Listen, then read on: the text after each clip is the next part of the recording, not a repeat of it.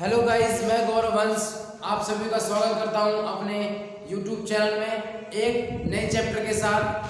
तो बच्चों, जैसा कि आज हमारा नया चैप्टर स्टार्ट होने वाला है और उस चैप्टर का नाम है अर्थमेटिक प्रोग्रेशन यानी समांतर श्रेणी। ठीक है, चैप्टर नंबर है 5। ठीक है, तो बच्चों बहुत ही इंपॉर्टेंट चैप्टर है। ऐसा नहीं कि ये हम सिर्फ अपने जो हमारे 10th की जो एग्जाम है हम सिर्फ उन्हीं के लिए पढ़ रहे हैं। बच्चों ये चैप्टर इतना इम्पोर्टेंट है कि कुछ हद तक इसमें से क्वेश्चन है वो कंपटीशन लेवल तक भी आ जाते हैं और आ चुके भी हैं। ठीक है, क्योंकि मैंने कई बार देखा है इस चैप्टर में से नहीं, बल्कि जैसा कि हमारा लास्ट टाइम 3rd चैप्टर किया था उसमें से भी, तो ऐसे कुछ क्वेश्चन इसमें हैं जो कंपटीशन लेवल में भी देखे जा सकते हैं। जो लोग ये सोचते हैं कि 10th की मैथ पढ़ ली, अगले साल भूल गए, बस खत्म, तो बच्चों ये आप बहुत बड़ी गलती करेंगे। और वो जो लोग ऐसा कर चुके हैं वो तो गलती कर रहे हैं, तो आप प्लीज़ ऐसी गलती ना करें। इसलिए इसको अच्छे से याद रखना आगे तक। ऐसा नहीं कि हमने पढ़ा, पेपर दे दिया, एग्जाम हो गया, खत्म, भूल गए, फॉर्मूला भूल गए, उसका बेसिक नॉलेज भूल गए। तो बच्चों ऐसी बहुत बड़ी गलती आप मत कर देना जो बच्चे रेगुलर पढ़ रहे हैं या फिर हमारे जो वीडियो को देखते हैं। ठीक है बच्चों, तो अब आते हैं अपने चैप्टर पर। ठीक है, पहला है अर्थमेटिक प्रोग्रेशन यानी समांतर श्रेणी। ये होता क्या है अर्थमेटिक प्रोग्रेशन, समांतर श्रेणी? ठीक है बच्चों, मैं आपके साथ कुछ पहले प्रैक्टिकली समझाता हूँ। आपने सभी ने लेटर तो देखी होगी, यानी कि लेटर बोलते हैं सीढ़ी को या फिर नसैनी, जिसे हम अपनी देहात भाषा में बोलते हैं नसैनी या सीढ़ियां। ठीक है, लेटर सीढ़ी बोलते हैं बच्चों इसको। ठीक है, तो इस सीढ़ी का इस चैप्टर से क्या रिलेशन है वो देखिए, थोड़ा इसी को बेसिक मानकर चलिए। ठीक है, देखिए आप देख रहे हैं जैसे ये हमारा क्या पहला पाया है। ठीक है, फिर ये क्या second, third, fourth, fifth, six, seven और सो ऑन आगे तक। ठीक है, वो तो डिपेंड करता है कि उस लेटर की लंबाई या लेंथ कितनी है। ठीक है, तो मेरे कहने का जो मतलब है, देखो जो फर्स्ट एंड सेकंड जो इन दोनों का डिफरेंस है वो सेम होगा। किसके डिफरेंस के? सेकंड एंड थर्ड के। आप चाहे चेक कर लेना। मेरा कहने का मतलब ये है कि जो सीढ़ी होती है ना वो सेम होती है। फर्स्ट टू डिस्टेंस वो इक्वल होगा सेकंड और थर्ड का जो डिस्टेंस होगा, जो पाए होते हैं डिस्टेंस वो सेम होगा। उसी प्रकार से जो थर्ड और फोर्थ का डिस्टेंस होगा वो सेम होगा सेकंड से। ठीक है, इसी प्रकार से इसका डिस्टेंस इसके इक्वल, इसका डिस्टेंस इसके इक्वल।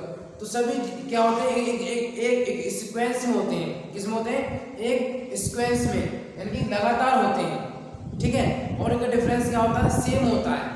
अब बात करते हैं इसका लेकर, हम अपने क्वेश्चन को लेकर, यानी समांतर श्रेणी क्या है, अर्थमेटिक प्रोग्रेशन क्या है। मतलब देखें, एक निश्चित और अनिश्चित बिंदुओं का एक ऐसा लगातार क्रमांक समूह, एक निश्चित और अनिश्चित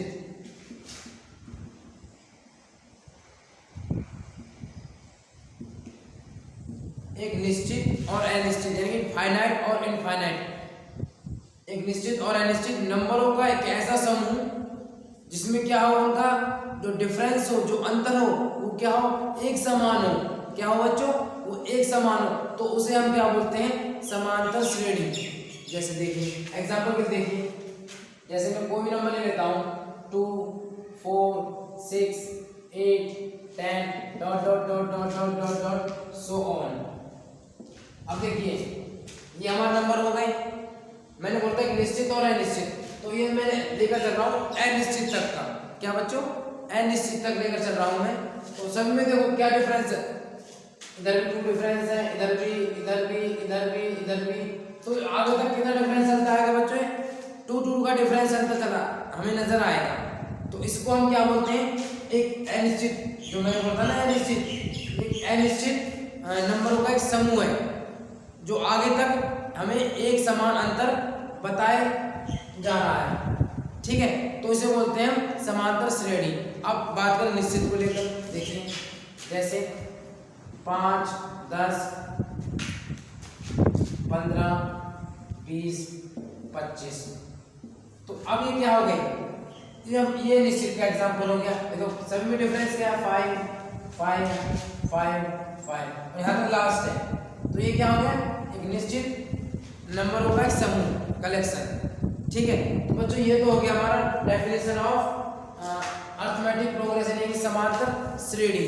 ठीक है, अब हम बात करते हैं, थोड़ा चैप्टर के अंदर चलते हैं, थोड़ा और देखें क्या क्या चीज मिलती है हमें। अभी जैसे मैंने एक एग्जांपल दिया था किसका, 2 4। देखो और एक बात हम जो मैं बताना भूल गया कि हम इसको एपी से भी शो करते हैं, इसको एपी को अरिथमेटिक प्रोग्रेशन को हम एपी से भी शो करते हैं। देखो 2 4 6 8 10 dot dot dot dot so on. चलो है ना, अभी इसको ऐसे मान चलो, ठीक है 10 तक। तो अब देखो जो ये हमारा फर्स्ट टर्म है, जो हमारा क्या बच्चों है, ये फर्स्ट टर्म है, इसको हम क्या बोलेंगे, ए फर्स्ट टर्म, इसको बोलेंगे हम ए। ठीक है, देखो अब आप देख रहे हो इसमें हमारा लास्ट टर्म क्या है, ये रहा लास्ट टर्म है, तो इसको हम क्या बोलेंगे, सीधी सी बात, लास्ट टर्म। तो इसको हम किस शो कर लेंगे, एल से शो कर लेंगे। ठीक है बच्चों, देखो और इसको हम क्या बोल सकते हैं, देखो इसके अकॉर्डिंग ये एपी सीरीज है हमारी, क्या बच्चों, एपी सीरीज है, और ये एपी सीरीज का लास्ट यानी कि अंतिम पद है, क्या पद है, अंतिम। तो मैं कह दूं भाई, तो 1 2 3 4 5, एक एपी सीरीज में 5 पद है, कितने पद है, यानी कि 5 टर्म है। तो मैं कह दूं इसका 5वां टर्म क्या है, इसका 5वां टर्म यानी कि A5 कितना हमारे पास 10। तो देखो इसमें n की वैल्यू कितनी है, कितने बच्चों, 1 2 3 4 5। उन जितने भी उस एपी सीरीज में नंबर होंगे, उनमें कलेक्शन होगा उनका, जितने भी नंबर होगा उनको हम किस शो करेंगे, n से।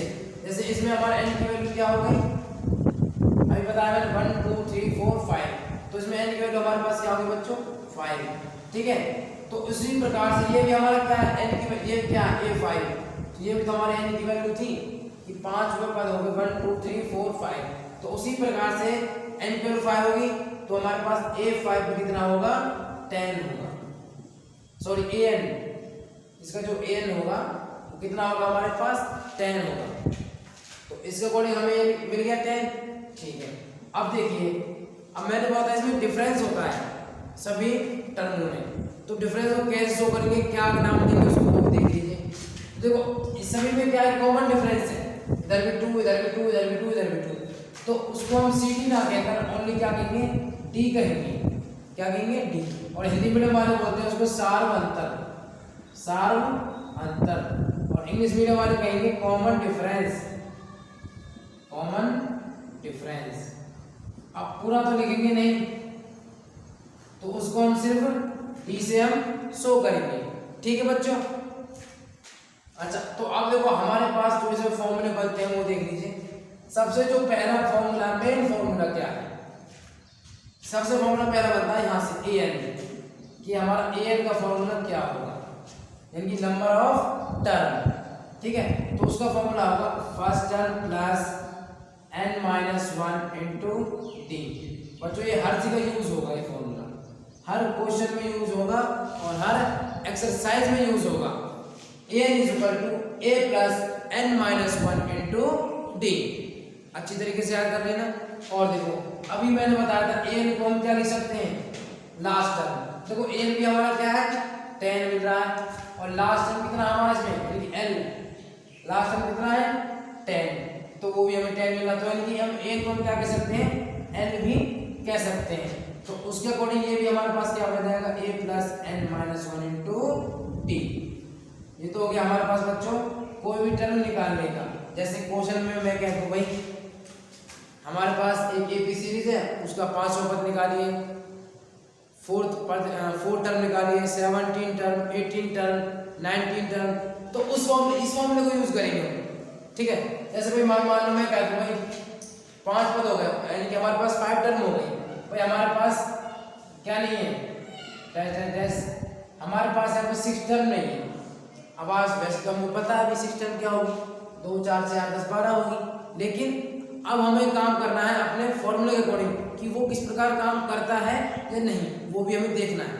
ठीक है, तो हमारे पास ए निकालना है कि A6, ये 1 2 3 4 5 6, ये कौन सा टर्म हो गया, 6 टर्म हो गए।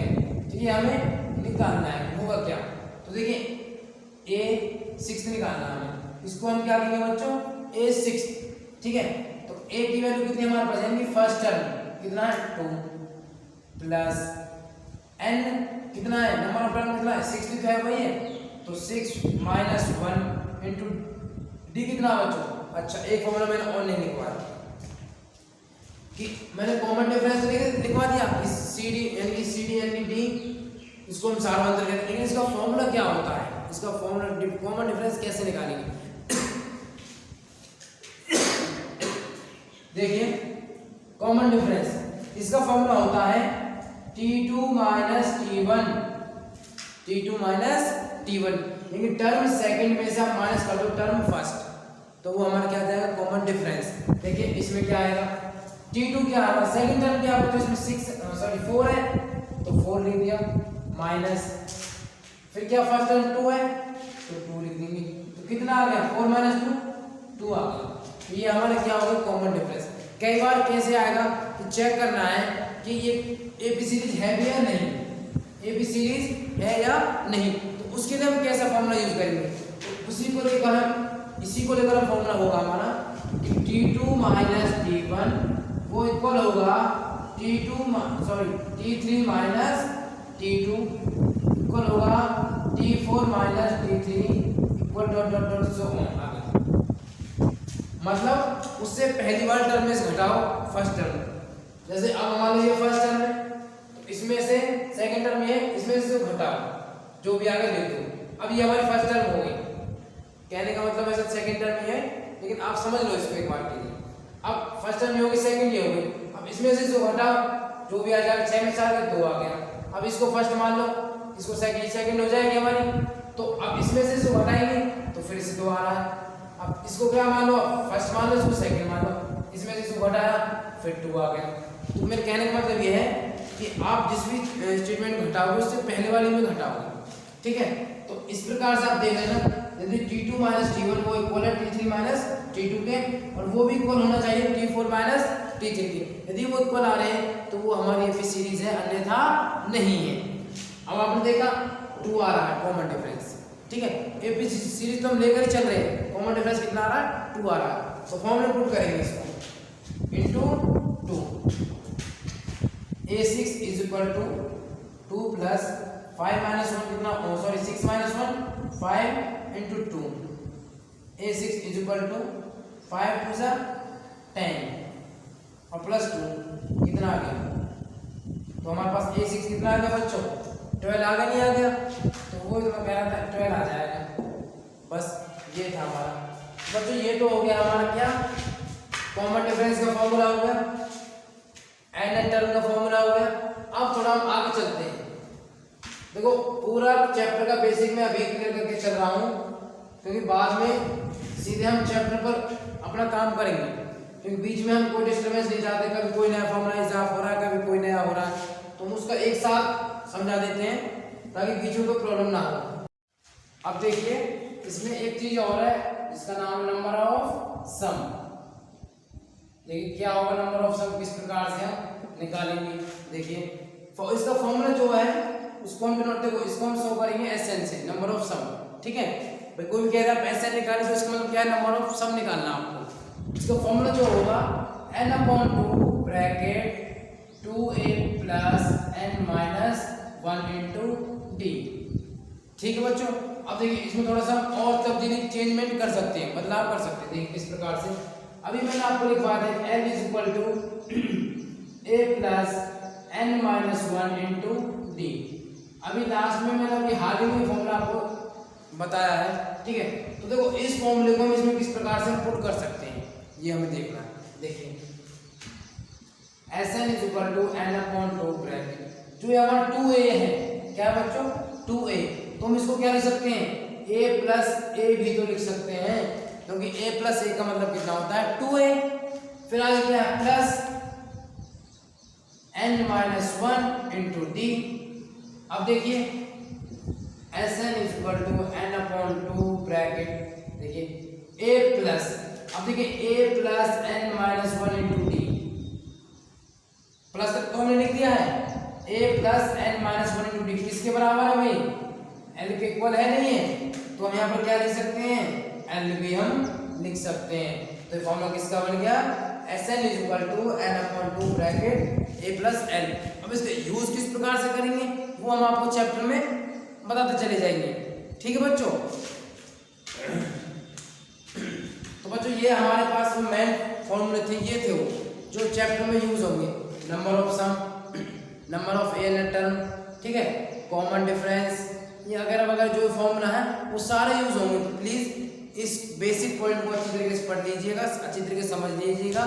अगर ये आप माइंड में सेट हो गया तो पूरा चैप्टर आसानी से हो जाएगा, क्योंकि जो पूरा चैप्टर है बेस है वो फॉर्मूला पर बेस है, फॉर्मूला याद नहीं तो कुछ याद नहीं, ठीक है। और एक बात बता दूं, जिस बच्चे ने थर्ड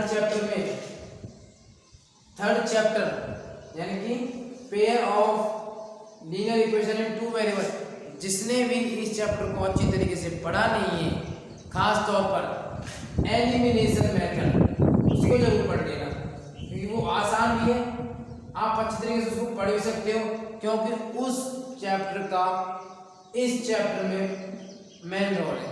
क्योंकि कई बार इक्वेशन ऐसी बनेंगी जो आपको इस चैप्टर में जो मेथड्स हैं, जितने भी मेथड है वो मेथड कौन कौन से वो देखो बताता हूँ। पहला सब्स्टिट्यूशन मेथड यानी कि प्रतिस्थापन विधि, दूसरा एलिमिनेशन मेथड यानी कि विलोपन विधि,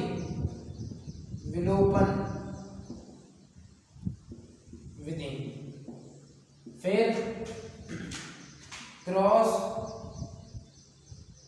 मल्टीप्लिकेशन यानी कि वज्रगुणन विधि।